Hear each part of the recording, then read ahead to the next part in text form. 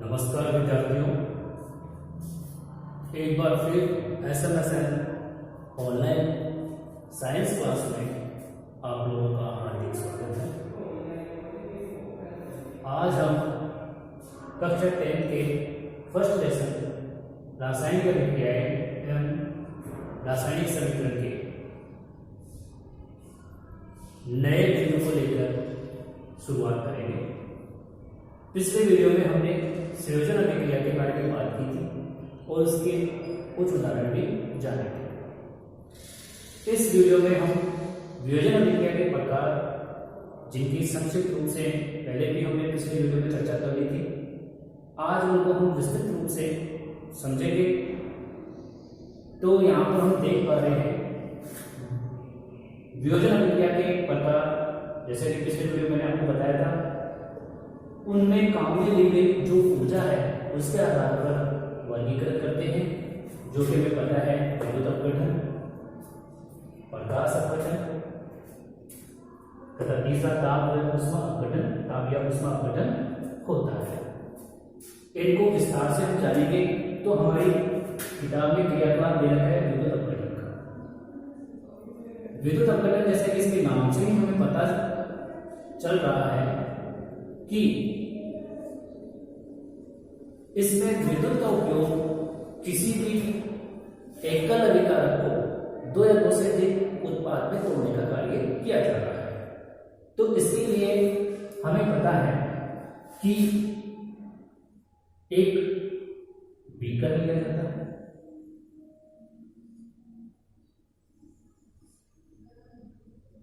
ठीक है, एक बीकर लिया जाता है। उस बीकर में दो इलेक्ट्रोड व्यवस्थित किए जाते हैं।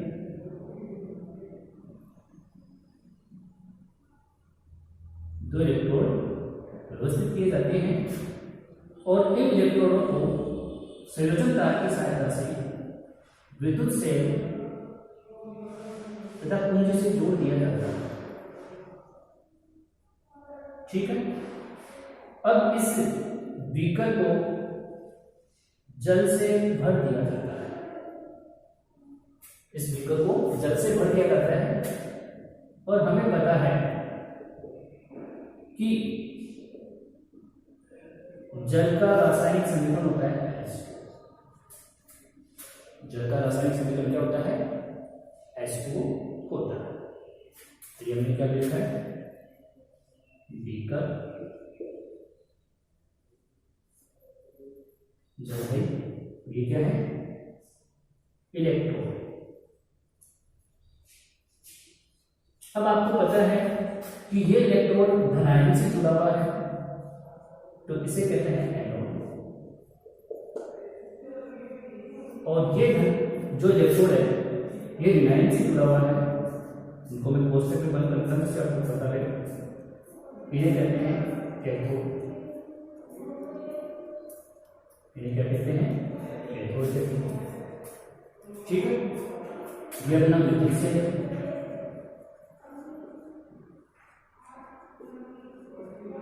और ये अपना कुंज यानी स्विच जिसे कहते हैं,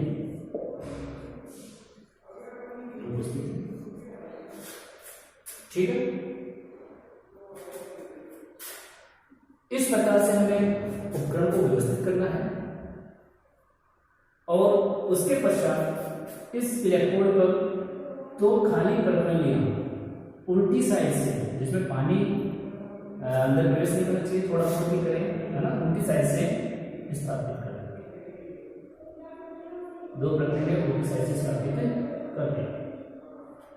अब हम जैसे स्विच ऑन करेंगे तो इसमें विद्युत धारा प्रवाहित होगी और विद्युत धारा प्रवाहित करेगी होगी तो जो जल का अणु है जो कि क्या है? H2 है, ये आयन है और क्या बनेगा? H plus OH minus. लेकिन आपको पता है कि ये स्वतंत्र रूप से नहीं रह सकते, है ना। तो यहां पर इनको इसमें से लिख सकते हैं H2 प्लस O, ठीक है ना। तो यहां पर हम देख पा रहे हैं एकल अभिकारक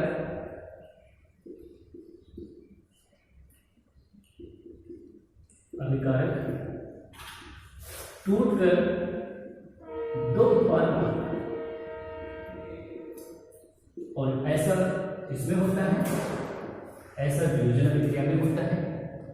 क्योंकि यहाँ पे हम विद्युत का उपयोग इस अभिकारक को तोड़ने में ले रहे हैं, जैसा कि पूर्व में बता दिया है मैंने, तो इसे हम क्या कहेंगे, विद्युत अपघटन या विद्युत वियोजन।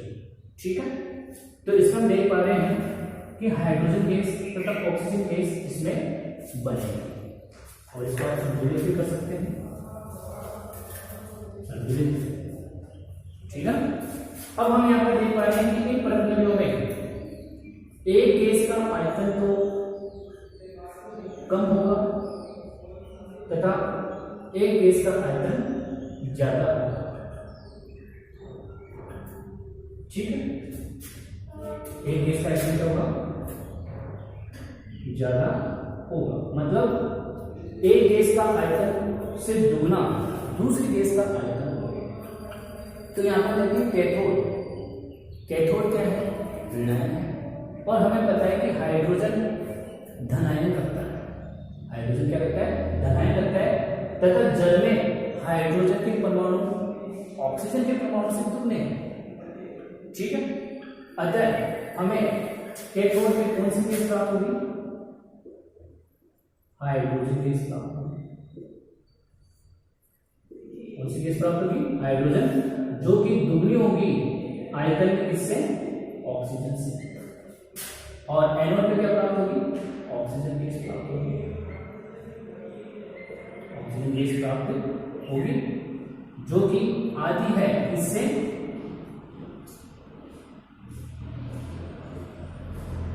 हाइड्रोजन गैस, जिसका कारण यह है कि जो जल के अणु होते हैं उसमें हाइड्रोजन गैस के अणु या परमाणु दुगने होते हैं, इसके मुकाबले ऑक्सीजन गैस के परमाणु या अणु से। ठीक है, तो ये हमारा विद्युत अपघटन अर्थात विद्युत वियोजन अभिक्रिया का एक क्रियाकलाप है जो हमारी किताब में दे रखा है।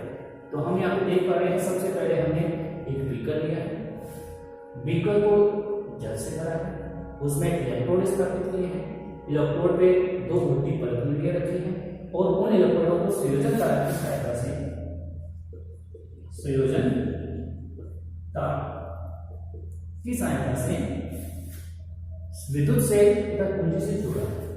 अब हमें पता है कि जैसे ही इसमें विद्युत धारा प्रवाहित होगी, ये जल आयनों में टूटेगा। जल किससे टूटेगा, आयनों में, और आपको पता है कि इसमें जल क्या होता है, विद्युत का कुचालक होता है। अतः इस जल को हम सामान्य जल के रूप में लेंगे, मतलब जो अशुद्ध जल होता है, जो हम सामान्य रूप से काम में लेते हैं, जिसमें कुछ मिनरल या कुछ अन्य पदार्थ डले होते हैं, उसका उपयोग यहाँ पे करेंगे, जिससे कि इसमें विद्युत प्रवाहित हो और ये आयनों में टूट सके। ठीक है, तो ये हमारा विद्युत अपघटन का एक क्रियाकलाप है, जिसमें समझाया गया है कि किस प्रकार से विद्युत की सहायता से एकल अभिकारक को दो या दो से अधिक उत्पादों में तोड़ा जाता है। यहां तक बात समझ में आएगी। फिर आगे है प्रकाश अपघटन। प्रकाश अपघटन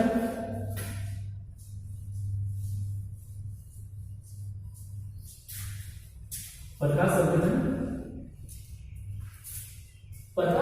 में प्रकाश का उपयोग किया जाता है, प्रकाश का उपयोग किया जाता है, वो ही एकल अभिकारक को तोड़कर दो या दो से अधिक उत्पादों में बदलने के लिए।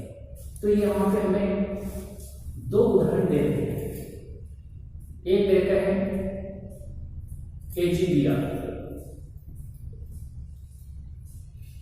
AgBr यानी सिल्वर ब्रोमाइड का,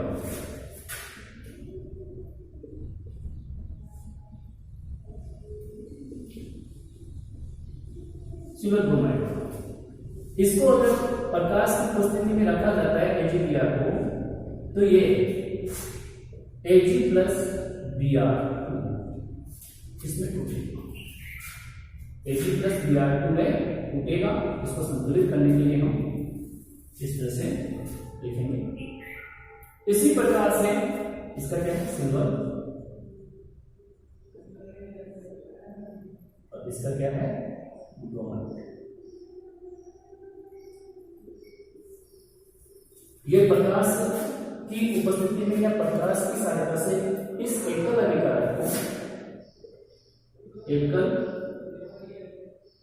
अभिकारक को तोड़कर दो उत्पादों में बदला जाता है, अर्थात वही वियोजन क्रिया का ये उदाहरण है जिसमें प्रकाश अपघटन की सहायता से सिल्वर ब्रोमाइड को तोड़कर सिल्वर तथा ब्रोमाइड में बदला जाता है। तो ये प्रकाश अपघटन का क्या है, उदाहरण यहाँ पर है। इसी प्रकार से एक और उदाहरण है सिल्वर क्लोराइड AgCl, जिसमें भी Ag+Cl2 वही प्रकाश की उपस्थिति में टूटते हैं और यहां पर भी सिल्वर क्लोराइड है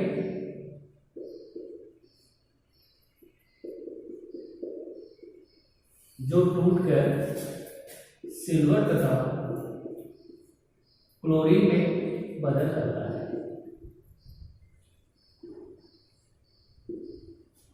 टूटकर सिल्वर तथा क्लोरीन में बदल जाता है। इसमें भी प्रकाश उस ऊर्जा का कार्य करता है जो इनको तोड़ने का कार्य करता है। तो ये भी हमारे प्रकाश अपघटन अर्थात प्रकाश संयोजन अभिक्रिया का एक उदाहरण है।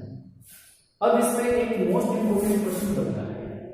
वो प्रश्न क्या बनता है कि श्वेत श्याम फोटोग्राफी में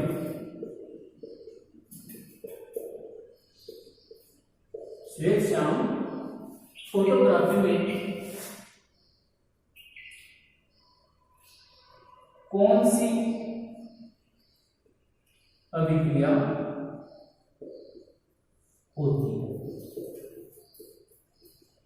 श्वेत श्याम फोटोग्राफी मतलब जो नेगेटिव से फोटोग्राफी की जाती थी भूतकाल में, क्योंकि आजकल तो अधिकांश से जो फोटो हम मोबाइल से ले लेते हैं क्योंकि डिजिटल कैमरा है और डिजिटल कैमरे ही मार्केट में उपलब्ध है जिनको हम बार बार क्लिक करके नई अगर अच्छी फोटो ले आती तो उसको उसी समय डिलीट करके दोबारा नई फोटो ले लेते हैं।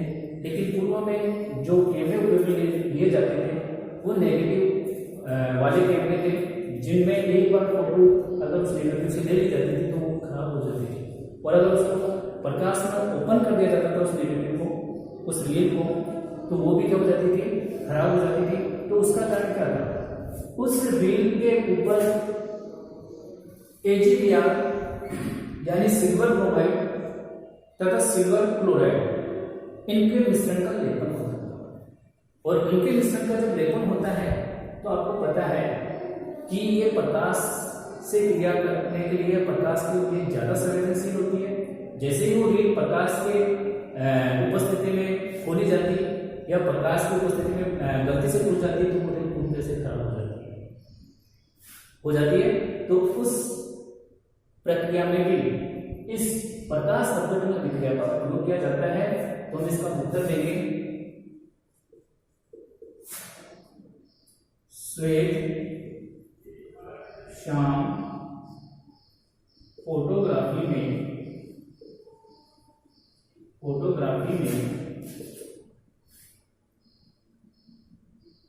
नेगेटिव पर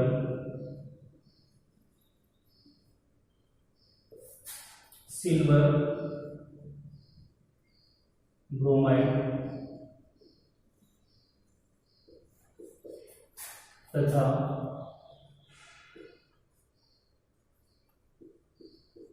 सिल्वर क्लोराइड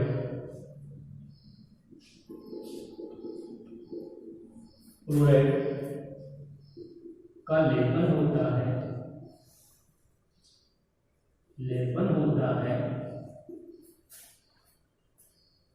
जो कि प्रकाश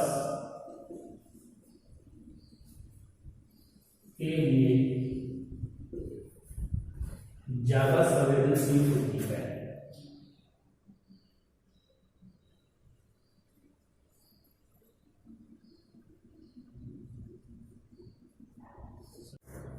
जैसा कि प्रकाश अपघटन क्रिया जो कि हमारे श्वेत-श्याम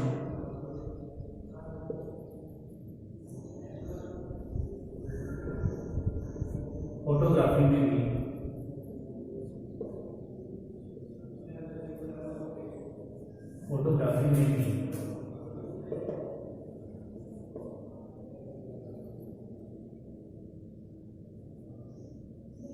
उपयोग में दी जाती है या होती है। कहने का मतलब प्रकाश अपघटन में, जैसे कि अपने पूर्व में प्रकाश अपघटन में 2 क्रियाएं पढ़ी थी, सिल्वर ब्रोमाइड की और सिल्वर आयोडाइड, सिल्वर क्लोराइड की। इनकी हम प्रकाश की उपस्थिति में अगर इनको बाहर रखते हैं, यानी एक पोर्सिलेन प्याली में रखते हैं, तो प्रकाश की उपस्थिति में क्या होते हैं, अपघटित हो जाते हैं। अर्थात यहाँ पर प्रकाश उस ऊर्जा का स्रोत है जो उनके अपघटन अर्थात तोड़ने का कार्य कर रहा है। ऐसी ही प्रक्रिया श्वेत-श्याम फोटोग्राफी में होती है।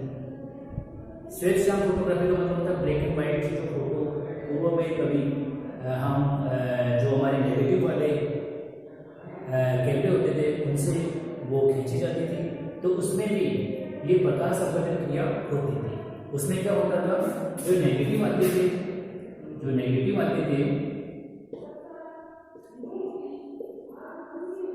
उन पर क्या होता था, सिल्वर ब्रोमाइड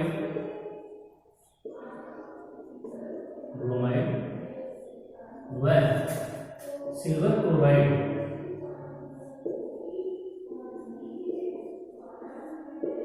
का लेपन होता था। क्योंकि आजकल तो ये नेगेटिव वाले कैमरे बंद हो चुके हैं लगभग, किसी के पास पुराना वो अलग बात है, क्योंकि नेगेटिव भी आजकल बंद हो चुकी है। जैसे कोडेक के कैमरे आते थे, है ना, तो आजकल के जो कैमरे हैं वो डिजिटल कैमरे हैं, तो उनमें हम एक पिक्चर क्लिक की, अगर अच्छी नहीं आई तो उसे उसी समय डिलीट करके वापस दूसरी पिक्चर क्लिक करके एक अच्छी फोटो लेने की कोशिश करते हैं। वो डिजिटल होती है, उसको लगाकर हम चेंज कर सकते हैं।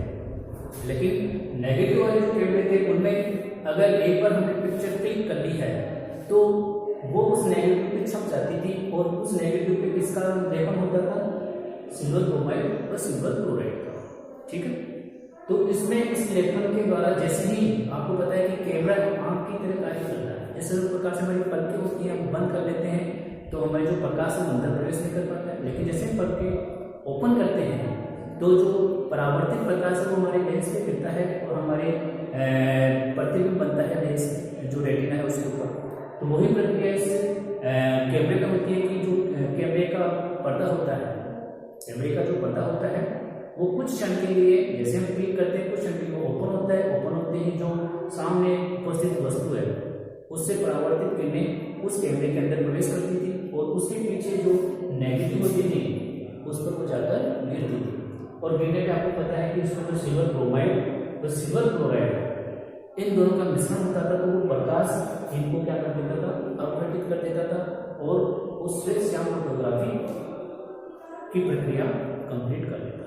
तो ये पर्सन बनता है, मोस्ट इंपोर्टेंट पर्सन है। श्वेत-श्याम फोटोग्राफी में कौन सी विधि या कौन सी प्रक्रिया होती है, तो वो हम बताएंगे कि उसमें प्रकाश अपघटन प्रक्रिया होती है। ठीक है, अब आगे है वियोजन अभिक्रिया का अगला प्रकार ताप या उष्मा अपघटन।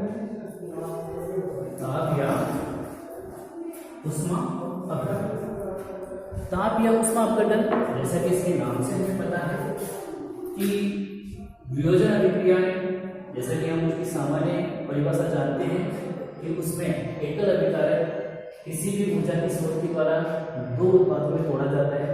तो इसमें ताप या उष्मा का उपयोग एकल अभिकारक को तोड़ने के लिए किया जाता है। तो इसमें क्या किया जाता है, जैसे कि फेरस सल्फेट FeSO4 जो हरे रंग का होता है। ठीक है, इसको अगर हम उष्मा देते हैं, यानी उष्मा को हम डेल से प्रदर्शित कर सकते हैं। उष्मा देते हैं, इसको मैं उष्मा भी लिख देता हूं।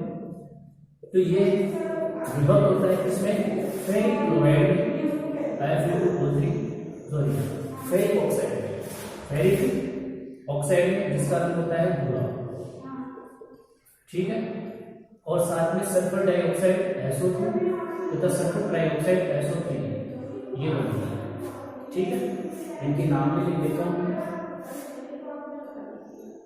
फेरस सल्फेट, फेरस सल्फेट,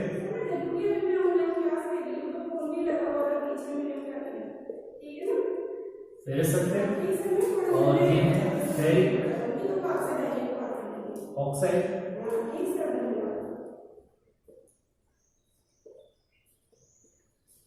और ये अपना क्या है सल्फर डाइऑक्साइड,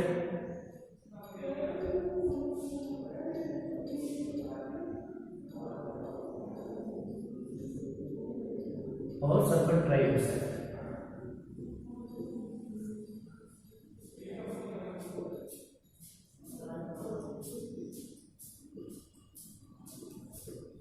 ये हमें प्राप्त होते हैं।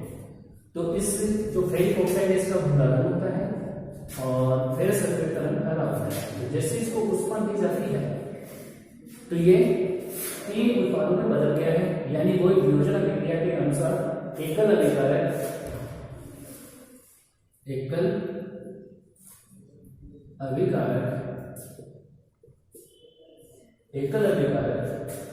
टूटकर द्वि या ज्यादा, दो से ज्यादा